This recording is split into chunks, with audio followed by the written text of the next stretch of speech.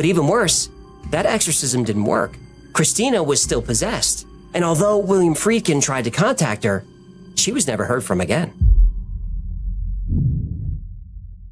Exorcism is usually connected to the Catholic Church, but the concept goes back thousands of years to the beginning of civilization. Ancient Babylonians believed that demons or evil spirits were responsible for illnesses as well as natural disasters. Exorcism rituals were done to drive these entities out and restore balance to the world. And the process of exorcism in ancient Babylon was complex and dangerous.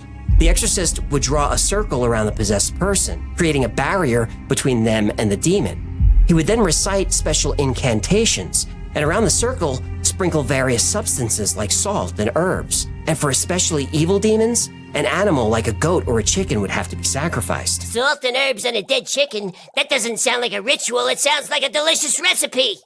You're killing me, pal. Well, I'm sorry. I skipped lunch and you tell me exorcisms use 11 herbs and spices on chicken. What do you expect?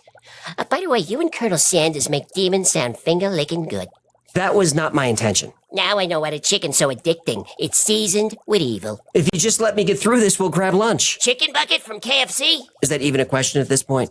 Ancient Egyptians also used exorcism to ward off evil spirits, and one of the most common methods involved the use of a magic spell called a heka, and this was performed by a priest who would recite a series of incantations and make offerings to the gods. The priest would then place his hands on the afflicted person's head and command the evil spirit to leave the body. The person would then be given amulets to wear as protection against future attacks. And in the early days of Christianity, exorcism was an essential part of the faith. The early church believed that demons were the cause of many physical and mental illnesses, and that the only way to cure these afflictions was through exorcism. During the Middle Ages, exorcism became even more popular. The church saw it as a way to combat heresy and protect its followers from the devil's influence. Exorcism reached its peak during the Renaissance when the witch trials were at their height. Many people believed that witches were in league with the devil and that exorcism was the only way to rid them of their evil influence. The practice started to decline during the Age of Enlightenment when people started to question the church's authority.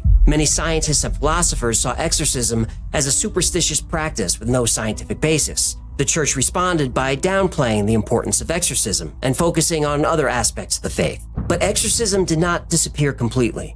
It continued to be practiced in many parts of the world, especially in areas where traditional beliefs were still strong. Thanks to film and pop culture and the state of the world, there have never been more exorcists or exorcisms in history. And now, in the age of social media, that number is on the rise once again. Exorcism has been practiced in some form throughout all of history.